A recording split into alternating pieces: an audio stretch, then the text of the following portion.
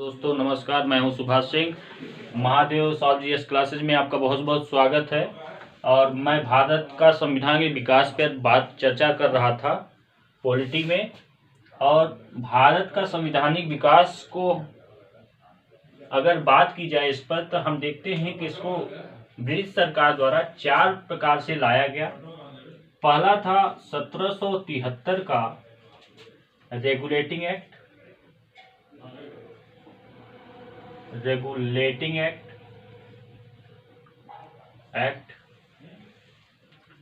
दूसरा था 1784 का Pitt's India act.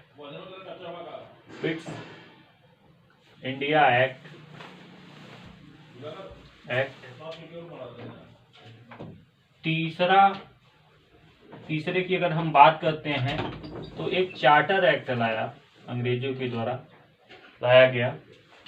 Charter act की अगर शुरुआत देखा जाए तो 1793 ईस्वी में अंग्रेजों द्वारा लाया गया, और जो अंतिम चार्टर एक्ट लाया गया वो 1853 में लाया गया। दूसरा 1813 में लाया गया और तीसरा 1833 में लाया गया।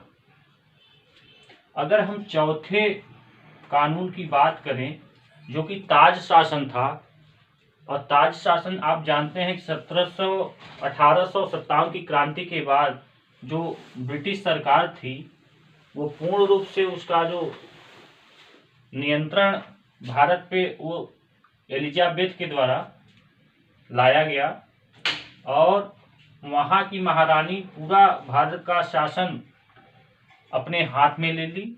और भारत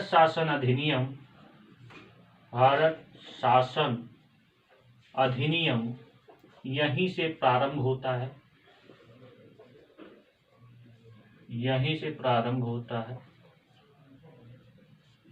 यह शासन अधिनियम 1858 से 1947 तक लागू होता है। यह है ताज शासन।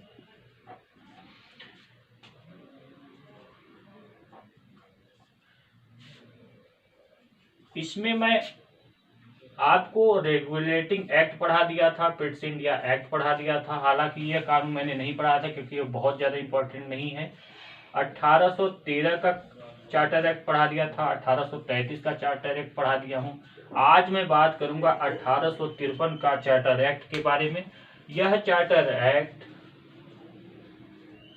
सबसे इम्पोर्टेंट, सबसे महत्वपूर्ण चार्टर एक्ट है। आज मैं इस पर चर्चा करूंगा आप लोगों से।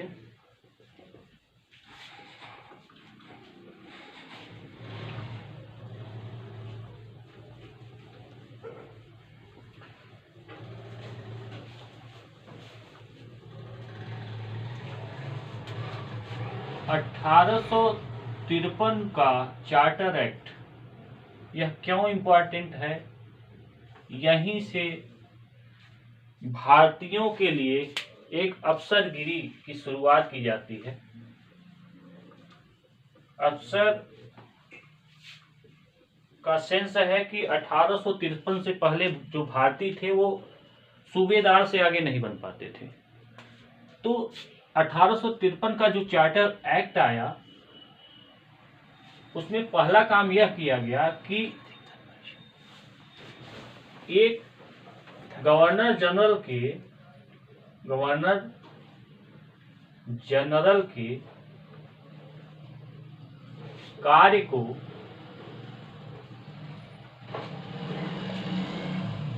दो भागों में विभाजित कर दिया गया। दो भागों में विभाजन हो गया। पहला विधायी शक्ति और दूसरा प्रशासनिक। विधायी शक्ति, इसमें नए 6 सदस्य जोड़े गए, 6 नए पार्षद जोड़े गए, पार्षद सदस्य जोड़े गए। इस प्रकार केंद्रीय विधान परिषद की परिषद की नींव पड़ी, यहीं से पड़ी। अब गवर्नर जनरल अकेला कानून कोई नहीं बना सकता था। ये जो कानून बनते थे वे सदस्य यानी जो विधायिका थी, यहीं से विधायिका का शब्द का जन्म होता है और यहीं से जो भी कानून बनेंगे अब विधायिका के द्वारा बनेंगे। यानी जो सदस्य हैं, केंद्रीय विधान परिषद में कोई कानून बनाया जाएगा और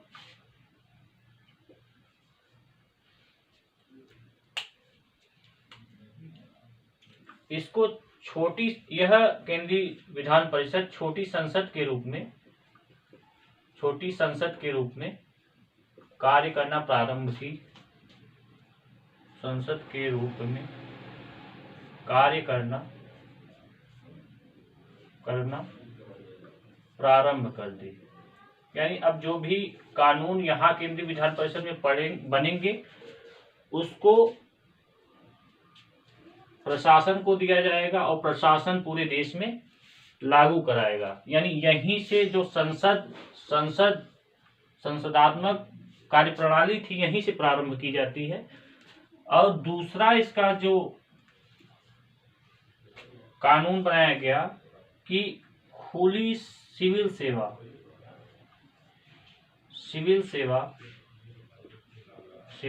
प्रारंभ की गई। यानी भारतीय पहले सूबेदार से आगे नहीं बढ़ पाते थे, तो अब क्या हुआ कि 1854 में भारतीयों के लिए भी सिविल सेवा परीक्षा खोल दी गई और यहीं पर मैकाले समिति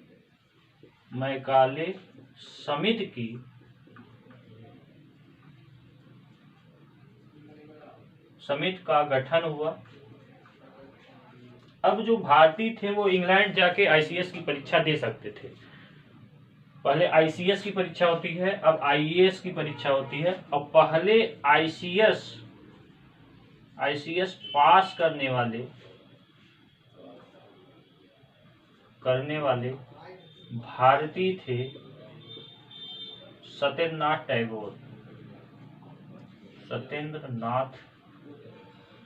टैगोर। तो यहीं से आईसीएस की परीक्षा शुरू होती है भारतीयों के लिए। अब भारत भी अफसर बन सकते थे। ये था इसका दूसरा सबसे इम्पोर्टेंट पॉइंट। और एक लास्ट पॉइंट बचा है कि ये जो 6 नए सदस्य पार्षद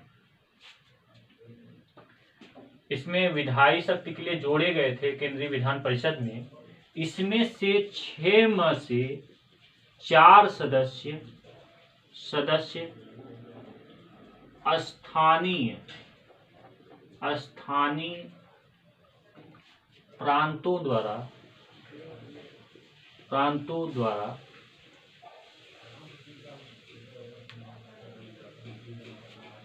चुने गए।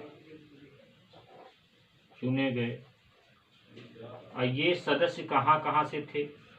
बंगाल से, मुंबई से, मद्रास से और आगरा से थे। यानी अब प्रांतीय सदस्य भी केंद्रीय विधान परिषद में कानून बनाने के लिए बुलाए जाने लगे। तो यहीं से देखा जाए संसद शब्द आया कि भारत में संसदात्मक शासन प्रणाली की शुरुआत कब से मानी जाती है? तो 1853 चार्टर एक्ट से मानी जाती है। यहीं से कानून बनाए जाने लगे। यह था 1853 का चार्टर एक्ट और इसमें कोई विशेष चीज नहीं है।